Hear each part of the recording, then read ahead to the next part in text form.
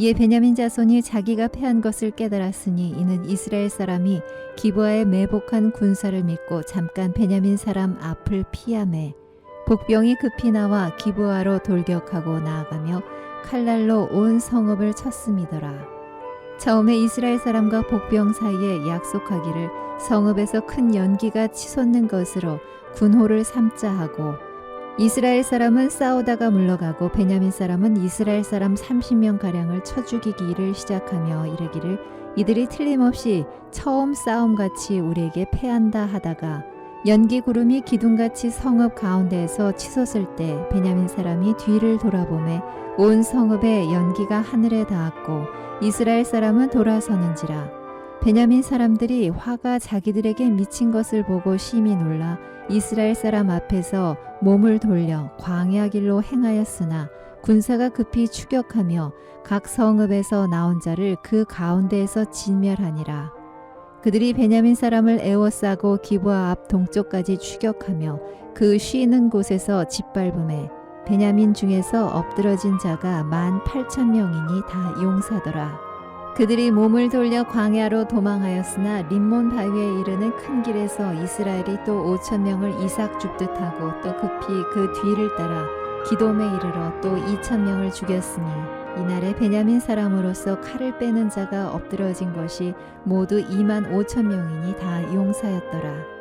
베냐민 사람 600명이 돌이켜 광야로 도망하여 림몬 바위에 이르러 거기에서 넉 달 동안을 지냈더라. 이스라엘 사람이 베냐민 자손에게로 돌아와서 온 성읍과 가축과 만나는 자를 다 칼날로 치고 닥치는 성읍은 모두 다 불살랐더라. 베냐민에 속한 기브아 사람들의 간음 행위로 레위인의 첩이 죽게 된 일이 일어난 후에 베냐민 지파를 제한 온 이스라엘은 악을 제하고자 베냐민 지파에게 그 당사자를 넘겨줄 것을 요구합니다. 그런데 베냐민 지파는 그 제안을 거절함으로써 결국 온 이스라엘은 싸움에 휩싸이게 되었고 그 결과 마침내 베냐민은 용사 중에 600명간 남고 진멸하게 되었습니다. 베냐민 지파는 이스라엘의 나머지 지파들과 싸우기 전에 그 나머지 지파들로부터 그들을 처벌해야 한다라는 권면을 분명히 들었지만 그렇게 기회를 얻었음에도 불구하고 결국 그는 악을 두둔하게 되었고 그 결과는 너무나도 비참했습니다. 사실 그 과정을 보면 처음 두 번의 싸움은 베냐민 지파 우세 승리였습니다. 그런데 여기에서 베냐민은 그 과정 속에서 하나님의 뜻을 헤아리지 못하고 승리의 결과만을 봐왔기 때문에 결국은 그들은 교만하였고 마침내 세 번째 싸움에서 그들은 거의 전멸하게 되었습니다. 사실 하나님께서 그들에게 승리를 허락하신 것은 그들에게 남다른 기회를 주신 거예요. 그들의 완전히 멸망하기 이전에 그들이 건장할 때 도리어 한 번 더 하나님의 뜻을 헤아리기를 원했고 그래서 그들이 그 악을 넘기기를 원했지만 그는 승리에 도취되어 있어서 결국은 교만하였고 자신이 원하는 길을 고집했습니다. 우리는 종종 소위 하나님의 뜻을 거스리는 자, 하나님 앞에서 죄를 짓는 사람들이 아무 탈 없이 잘 지내는 것을 보고 우리는 종종 의문점을 갖게 됩니다.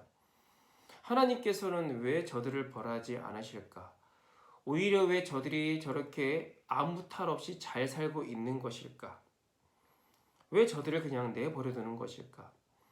혹은 우리 자신을 되돌아봐도 우리가 가끔 하나님께 큰 잘못을 저지르고 있음에도 불구하고 우리에게 어떠한 징벌도 정말 아무 일 없는 것처럼 평온히 사는 것을 봤을 때 우리는 그 죄에 대한 심각성을 깨닫지 못할 때도 분명히 많이 있습니다.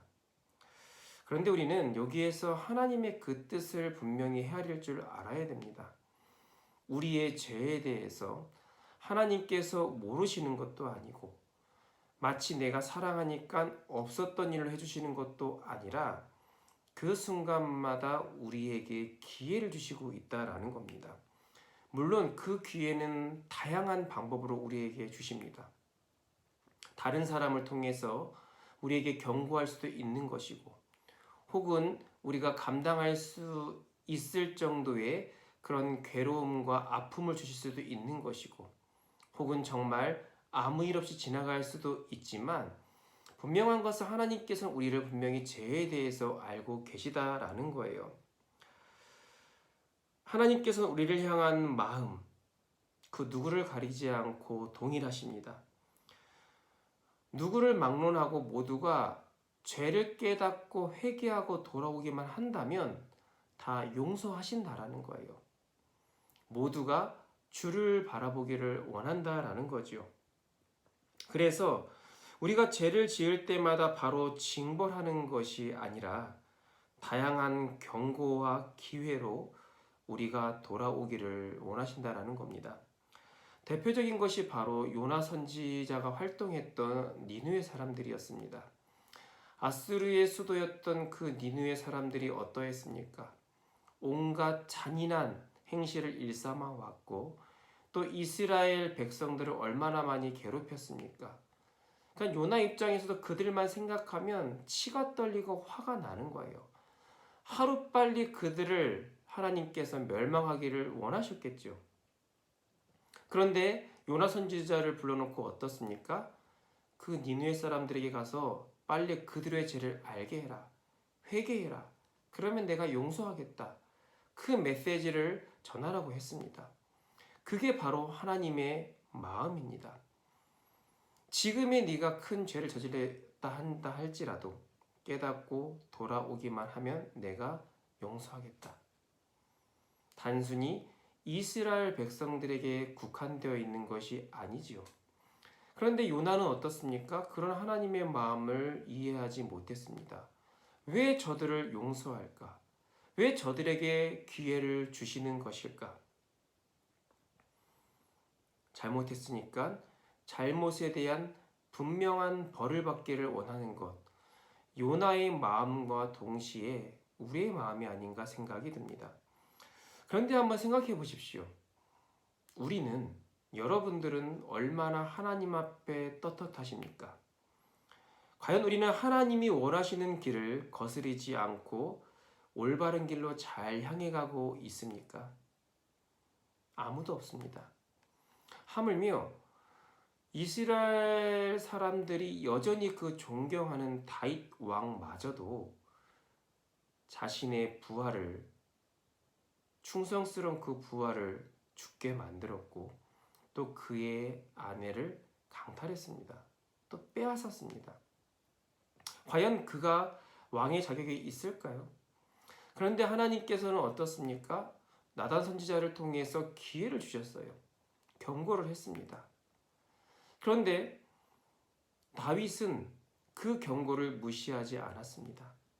자신의 왕의 권력으로 그 나단 선지자의 입을 막을 수도 있었지만 하나님이 주신 그 경고 혹은 기회로 생각하고 철저히 회개했습니다. 비록 그 죄에 대한 대가로 그 사랑하는 아들이 죽게 되었지만 그는 여전히 하나님의 사람으로서 이스라엘의 왕으로서 길이 남았다라는 거예요. 마찬가지로 우리는 완벽한 사람은 아무도 없습니다. 우리가 의도하던 간에 의도하지 않았던 간에 우리는 죄 안에 살고 있어요. 그러면 우리가 해야 될 것은 무엇입니까? 우리가 죄를 깨닫게 하는 하나님의 기회, 하나님의 그 뜻을 헤아리고 철저히 우리 자신을 자각하며 회개하는 것이 너무나도 중요하다라는 겁니다. 베냐민 지파 역시 그 기회를 도리어 교만으로 반응하였고 마침내 그들이 거의 전멸할 수밖에 없었던 것은 그런 하나님의 마음을 헤아리지 못했기 때문입니다. 오늘 현재를 사는 우리 역시도 큰 탈 없이 살고 있는 것은 어쩌면 우리가 그렇게 하나님 보시기에 잘 살고 있는 그 때문이 아니라 여전히 우리에게 기회를 주시고 있는 것일 수 있습니다.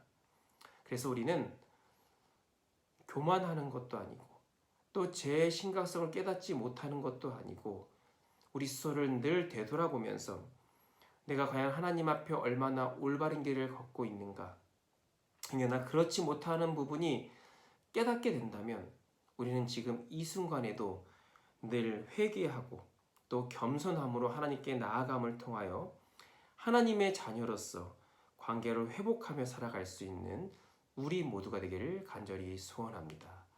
기도하겠습니다.